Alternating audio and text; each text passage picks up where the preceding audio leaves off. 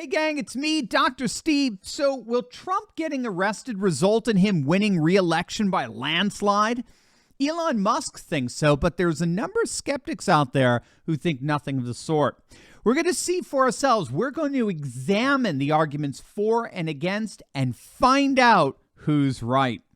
As many of you know, and as we reported on last Saturday, Elon Musk responded to the news about President Trump's impending arrest by claiming that Trump will win 2024 in a landslide if Democrats go through with this arrest.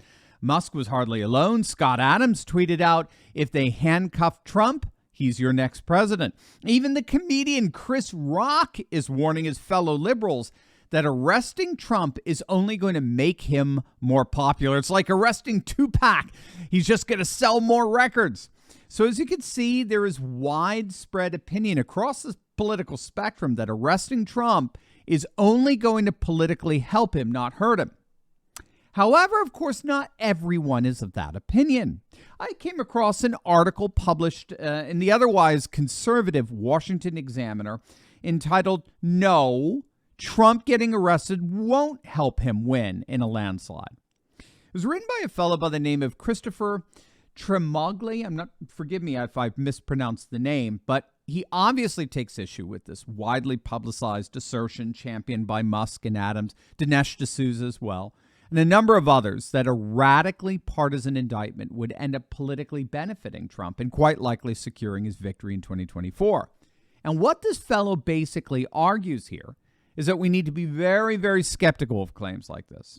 He warns his readers that these kinds of predictions are similar to the false promises made months back that the Mar-a-Lago raid would lead to a red tsunami in the midterm elections, and we all saw how that played out. Now, on the surface, it appears that he might be making a good point there. And for the record, I'm certainly all for healthy skepticism, as long as such skepticism is rooted in rational argument. In other words, go ahead and be skeptical, but there should be solid reasons for the skepticism and doubt. Unfortunately, as I read through this piece, I found that this fellow gives us nothing of the sort. And what I want to do here is I want to walk us through why I think this article poo-pooing a Trump landslide is so utterly bad in terms of its reasoning. And in the process, I want to give you reasons for why, yes, Trump's arrest will help him win in a landslide. Take, for example, this notion that Musk's claim that Trump's arrest will result in a landslide victory is similar to the faulty predictions made about how the Mar-a-Lago raid would have led to a red tsunami in the midterms. That's a highly dubious comparison. And that's because there's a categorical distinction between voting for a person and voting for a party. Anger over the treatment of a former president doesn't necessarily translate into victory for other candidates, especially those who have yet to master post-COVID ballot harvesting. After the midterms, J.D. Vance explained several reasons why voters loyal to Trump don't necessarily extend that loyalty to Republicans in general. And by the way, can you blame them? So what this means is that predictions about the political ramifications for Trump are actually quite different from those of fellow Republicans. Trump is a very, very unique case. And what's true of him is not necessarily true of the party. So that's the first problem. We have a faulty comparison there. But this fellow Tremogli goes on to acknowledge that Trump's arrest would certainly rile up his base. No question about that. It would almost certainly secure him the nomination. But that won't translate into winning over the popular vote, without which Trump will most likely lose the Electoral College. And that really is the core of his argument. The only way Trump wins in a landslide is if he converts, as it were, enough people to his side so that he ends up winning the popular vote. Aside from a few freak occurrences, what he actually calls lightning strikes, the popular vote winner almost always wins the Electoral College vote. And nothing about this indictment suggests it's going to do that for Trump. Now, again, this hasty dismissal ironically undermines his previous comparison to the midterms, when the Democrats did just that. The Republicans won the popular vote by 3 points, and yet the Democrats gained seats in the Senate. So as it turns out, the Electoral College does matter, doesn't it? Yeah, a lot. But frankly, his argument just goes downhill from there. And I'm going to show you the real evidence for why Trump's arrest will indeed help him win a landslide. But gang, think about it. It's not just Trump's indictment. It's bank closings, it's riots, it's economic collapses. They're all orchestrated by power-hungry globalists working their hardest right now to make you feel discouraged, confused, and defeated. But in all reality, if you think it through, it's all nothing more than the Great Reset's last-ditch effort. All my research is pointing to the fact that the whole liberal world order is collapsing. And it's now more possible than ever to escape the Great Reset. But now I've got a question for you. What do you want to see in terms of resources and strategies for escaping the Great Reset? You see, over the last month, I've been researching accounts, websites, resources, and more to help you escape the Great Reset with your family and with your sanity intact.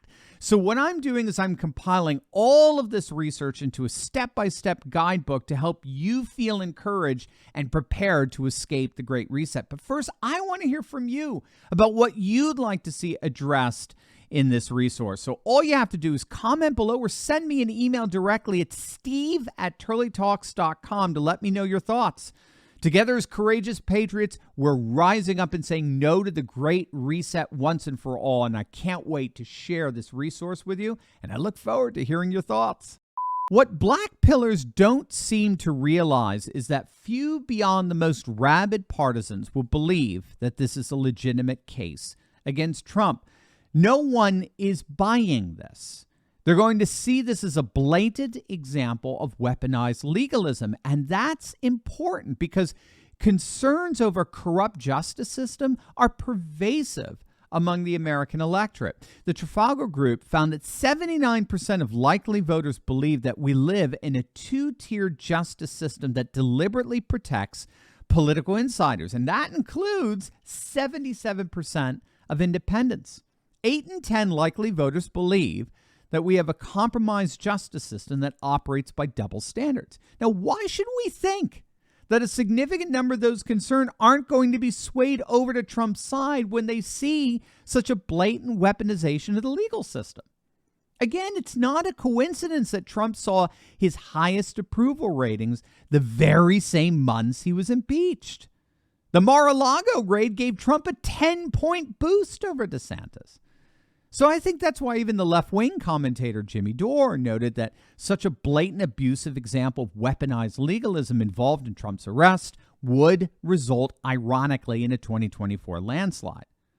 But there's another thing here that this fellow Tremogli, I think, completely overlooks, and that's the content of these charges. This Soros-backed DA, this radical Democrat, Alvin Bragg, is so desperate to bring charges against Trump, and there's so little there that he's been reduced to charging Trump with nothing more in the end than an alleged sex scandal. I mean, that's it. All the Democrats have in the end is to try to end Trump's presidential career with another boring sex scandal. Now, remind me here, the last I looked, sex scandals don't necessarily hurt a president, do they?